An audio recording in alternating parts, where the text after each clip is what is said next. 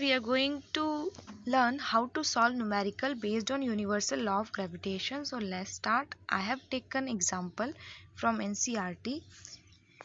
The mass of earth is 6 into 10 to the power 24 kg and the mass of moon is 7.4 into 10 to the power 22 kg.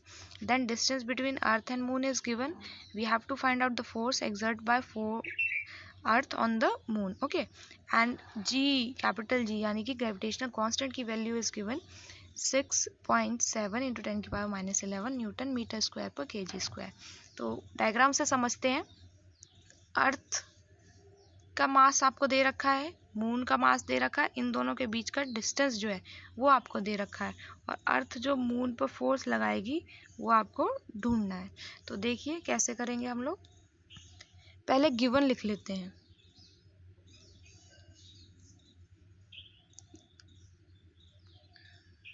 Given में हर वो चीज लिखेंगे जो दे रखा है. तो सबसे पहले मास ऑफ अर्थ दे रखा है आपको, उसके बाद मास ऑफ मून दे रखा है,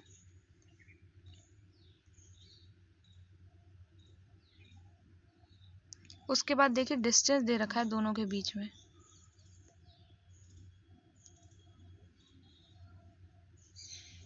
और लास्ट आपको कैपिटल जी की वैल्यू दे रखी है, उसको भी नोट कर लीजिए. जब सारी चीजें नोट कर देंगे उसके बाद हम लिखेंगे जो चीज हमें ढूंढनी है. ठीक है.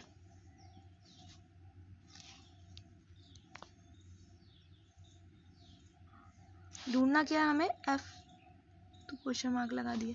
अब यहाँ देखिए क्या सारी जो भी हमने वैल्यूज लिखी हैं उनमें यूनिट लगा रखी है, वो सारी की ऐसा ही यूनिट है. तो देखिए मास तो केजी में ही हम लोग ऐसा यूनिट है उसकी, लेकिन डिस्टेंस किलोमीटर में है तो इसको हम मीटर में कन्वर्ट करते हैं. 1 kilometre is equal to 1000 metre.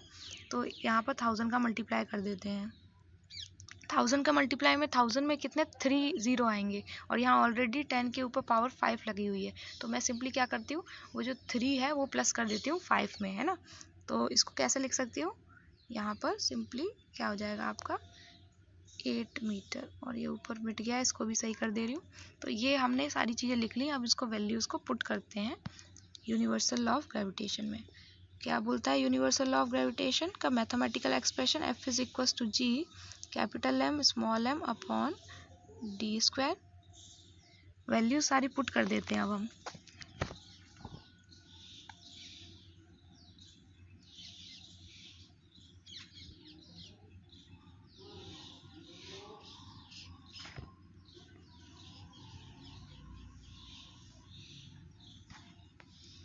और डिवाइड कर रहे हैं हम, उसकी वैल्यू लिख देते हैं.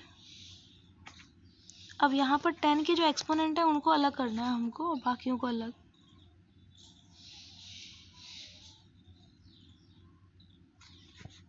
ठीक है. ऐसे ये 3.84 इसका स्क्वायर.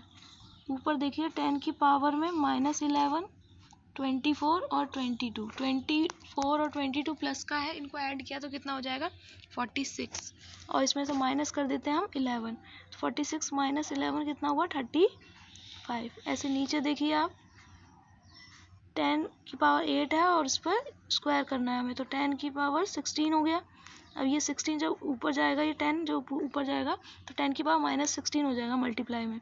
तो इसलिए 35 में से 16 को मैं माइनस कर देती हूँ, है ना. ये हटाकर सीधा क्या करते हैं, यहीं पर माइनस कर देते हैं. तो आंसर क्या है 35 माइनस 16, ये हो जाएगा आपका 19.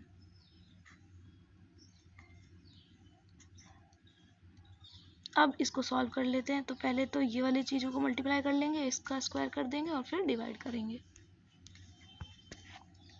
तो इसको जो हमने मल्टीप्लाई किया 6.76 और 7.4 को, तो वैल्यू क्या आई आपकी 297.48, और 3.84 का स्क्वायर किया तो क्या आई 14.75.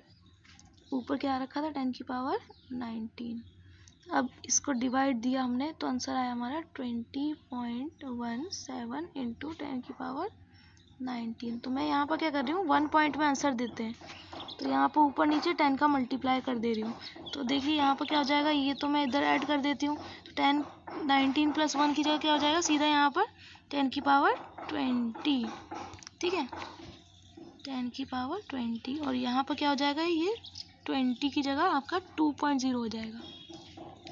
तो इसको भी लिख देते हैं 2.01।